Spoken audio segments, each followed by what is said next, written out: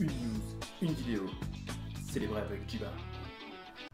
Enfin, on va parler des trésors. Je ne sais pas si tous ceux qui regardent ces vidéos étaient déjà là lors de la première extension Zendikar.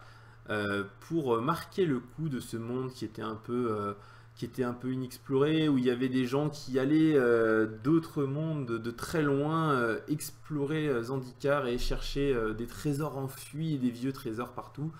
Ils offraient dans un booster toutes les 6 boîtes, quelque chose comme ça, 2 vieilles cartes.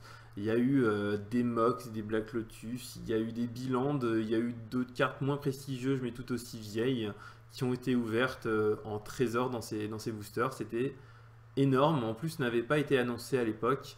On a appris ça un peu par hasard la nuit avant la preview, puisqu'à l'époque on n'avait pas encore de preview la nuit. On avait entendu une histoire au Japon où ils avaient ouvert, je crois que c'était Mox Saphir, et ensuite au fur et à mesure les réseaux sociaux ils s'enflammaient au fur et à mesure qu'à travers le monde les gens commençaient à ouvrir ce genre de cartes dans leur booster.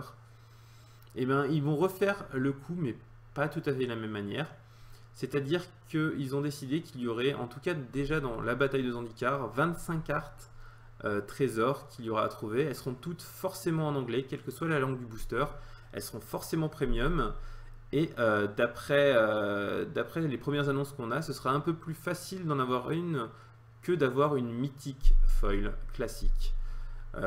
Donc j'ai pas les probabilités exactes en tête. Il faut compter à peu près une tous les 3 ou 4 boîtes de booster si j'ai bien compris.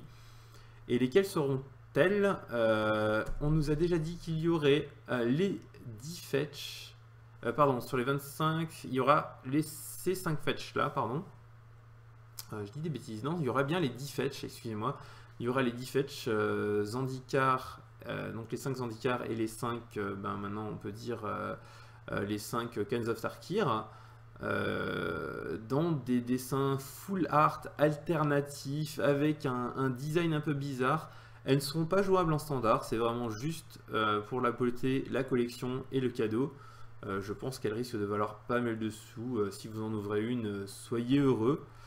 En plus des 10 fetch, il y aura les 10 Land Ravland, donc ceux qui arrivent en jeu engagés, sauf si vous payez 2 points de vie, qui eux ne sont plus jouables en standard depuis quelques temps maintenant, mais par contre qui pullulent en moderne, il y en a vraiment besoin partout, qui eux aussi sont full art, qui eux aussi ont un design alternatif.